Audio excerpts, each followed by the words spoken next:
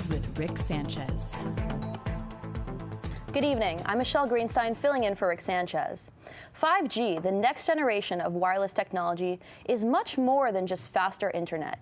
It's the groundwork for the Internet of Things, a system through which everything from your heater to your dishwasher to your door lock to your car lock will be connected to the Internet.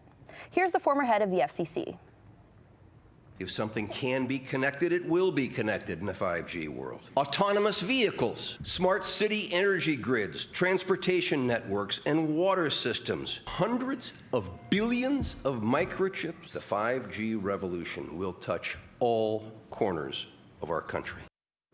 Now, every device being connected to the Internet means that every device is a way for the state and corporations to spy on you. Don't take it from me. Take it from James Clapper, the former director of National Intelligence, who said that intelligence services might use the Internet of Things for identification, surveillance, monitoring, location trafficking, and targeting for recruitment. Or from David Petraeus, the former director of the CIA, who said that these technologies could lead to rapid integration of data from closed societies and provide near-continuous, persistent monitoring of virtually anywhere we choose. Near-persistent monitoring. This sounds like a new era of surveillance. Perhaps this is why the U.S. is concerned with China's leadership in the 5G race. Perhaps it's why a former Treasury Secretary and former CEO of Goldman Sachs wrote a New York Times op-ed saying, quote, "It's time to catch up." And perhaps it's why the U.S. government is ignoring 5G's possible health effects. What health effects? Before we get into that, you should know that this weekend, the New York Times listed a 5G conspiracy as one of the things we learned in science this year. What is that conspiracy? The Times says the heart of it is right here, on this network where we make, quote, alarming claims about 5G technology. And maybe there is a conspiracy to paint 5G as harmful to human health and the environment. But if that's the case, then the UN itself is involved. The UN's World Health Organization actually classifies radiation from wireless technology as a possible carcinogen. Although many say this classification is not strong enough, like Dr. Anthony Miller, longtime WHO advisor, who in 2017 said the evidence indicating wireless is carcinogenic has increased and can no longer be ignored. Now, in Germany, researchers studied 1,000 residents who lived close to 2 cell towers for about 10 years. The people living within 400 meters of cell towers were diagnosed with cancer at a rate 3 times higher than those who lived much farther away. And then there's the results of the world's largest and most expensive study to date on the link between radiofrequency radiation and cancer, released this year, just last year, by the National Toxicology Program. They found that rats exposed to high levels of radiofrequency developed cancerous heart tumors. And that's just with today's technology, with 2G and 3G cell phones. But with 5G, we're talking about exponentially more antennas, which means we're closer to the source of radiation at all times. And we're talking continuous emissions, which means constant radiation. And then there's this, an appeal from scientists, doctors, and environmental groups calling for the urgent halt to the deployment of 5G, which they say constitutes an experiment on humanity. As of today, December 23, 2019, it has over 180,000 signatories from 208 nations and territories. So here's the point. It's hard to demonize parents who are concerned that their kids are getting cancer from cell towers. It's hard to smear public health advocates, and it's hard to discredit doctors and scientists. But it's easy to demonize this network because of its connection to Russia. So perhaps the best course of action for the telecom industry and its affiliated media is to equate all criticism of 5G wireless infrastructure with us.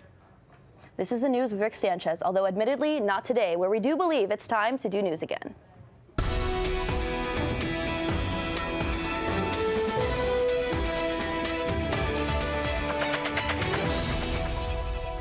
Here's the list of the questions we think you'll be asking tomorrow. Why aren't wages in the United States going up? To turn the water on. Oh, it's a plumbing problem. Yeah. We'll check right now. All right. Floor, right? Yeah, because I didn't get a notice, so I don't know. Okay, we'll check. Okay.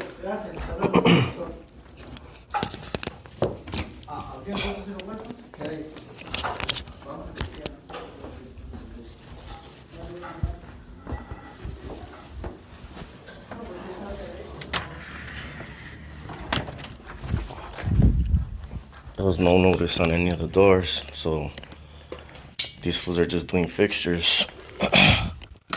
Little key. Oh, shit. Hide. Key. Oh yeah. So then the restroom?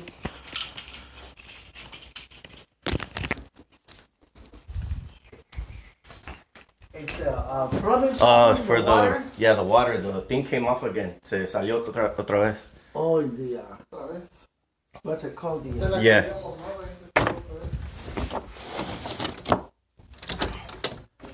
It got loose, the screw, and it came out. Okay, we'll get the new parts, and Okay. it's gonna be done next week. Also, was there a notice on the door? Because I didn't get one. No, About to do the fixtures?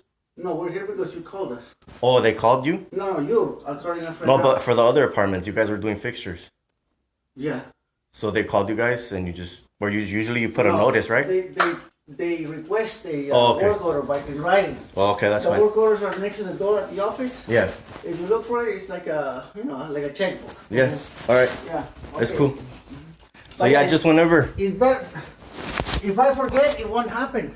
Okay. That's why it's better to do it in writing over there. Yeah. Okay. But take a pen with you in case, Okay. because only the work orders are there. So this is where I usually get heavily hit.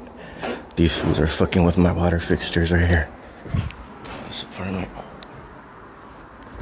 And they're coming and doing fixtures supposedly after I discovered something in my house. They came right away.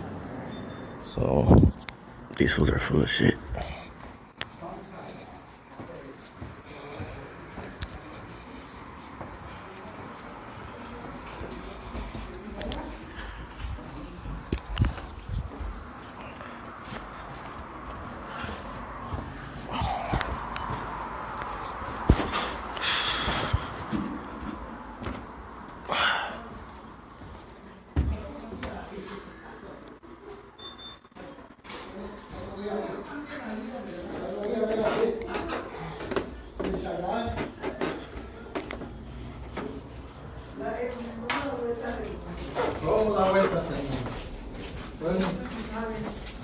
¿Cuándo vas a estar arriba y después cuando te vas a voltear?